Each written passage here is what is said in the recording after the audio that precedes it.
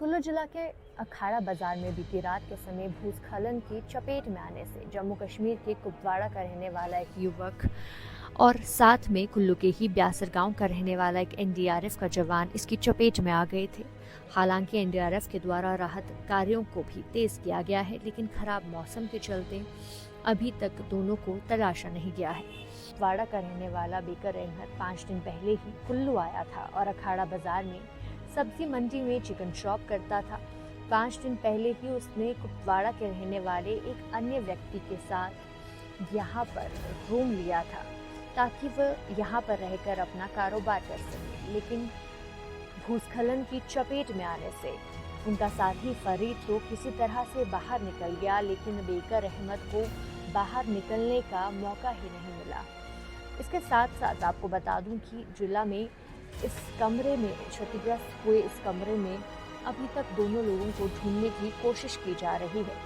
ऐसे में यहाँ पर रहने वाले इस युवक ने बताया कि घर का एक कमरा बुरी तरीके से क्षतिग्रस्त हुआ है और मकान भी मलबे की चपेट में आ गया है।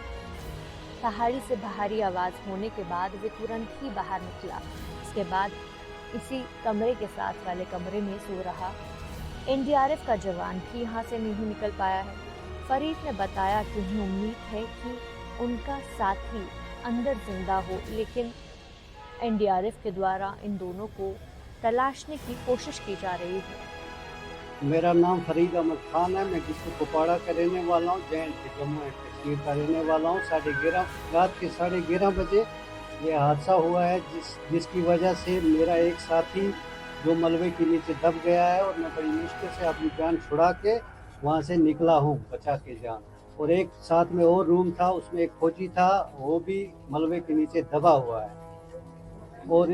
और मैं गुजारिश करता हूँ सरकार से कि हमारे बारे में सोचे। मेरा माल, मेरा पैसा, मेरा सब कुछ मलबे के नीचे दबा हुआ है। मैं अपने घर जाना चाहता हूँ और यहाँ पे बहुत सारे कश्मीरी हैं जिनको घर जाने की बहुत ज़रूरत है। इसलिए मैं सरकार से गुजारिश करता हूँ जितने भी कश्मीरी हैं हमें अपने घर भेजा जाए और हमारी सहायता की जाए। मैं जब ये रात 11:30 बजे ये वाक़ा हुआ, मेरा एक साथी और था। मैं किचन से होके बाहर निकला, बड़ी मुश्किल से मैंने अपनी जान बचाई, बड़ी कोशिश की साथी को बचाने की, लेकिन नहीं बचा पाया और मैं बड़ी मुश्किल से निकला हूँ वहाँ से बाहर। और इसके मलबे के नीचे एक और साथ में रूम था जिसमें एक फौजी था, वो भी मलबे के नीचे दबा हुआ है। और एक साथी मेरा है कश्मीरी, वो भी मलबे के नीचे दबा हुआ है। जो मेरा साथी था वो चिकन की शॉप का काम करता था यहीं खाड़ा बाजार सब्जी मंडी के पास। और उसके जो वालिद हैं वो बुलतर में होते थे, वो भी आए हुए हैं। तो इसलिए हम यही कहना चाहते हैं कि हमारे लिए कुछ सोचा जाए। उसका नाम विकार अहमद था, विकार अहमद मीर।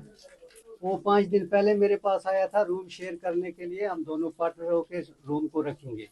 तो उसके बाद में ये हादसा हो गया। जो इस टाइम भी बहुत बुरी तरह से बरसात हो रही है, जिससे वो मलबे के नीचे ही है। और प्रशासन लगी हुई है, बहुत मेहनत कर रही है और यहाँ के लोकल भी बहुत ताउन हमारे साथ कर रहे हैं, पर बारिश कुछ करने नहीं दे रही है। बहुत ज़्यादा मुश्किल है। तो अभी तो मैं किसी और साथी के पास रह रहा हूँ, तो हमारे पास पैसा वैसा कुछ भी नहीं है। जो था वो मलबे की नीचे दबा हुआ है।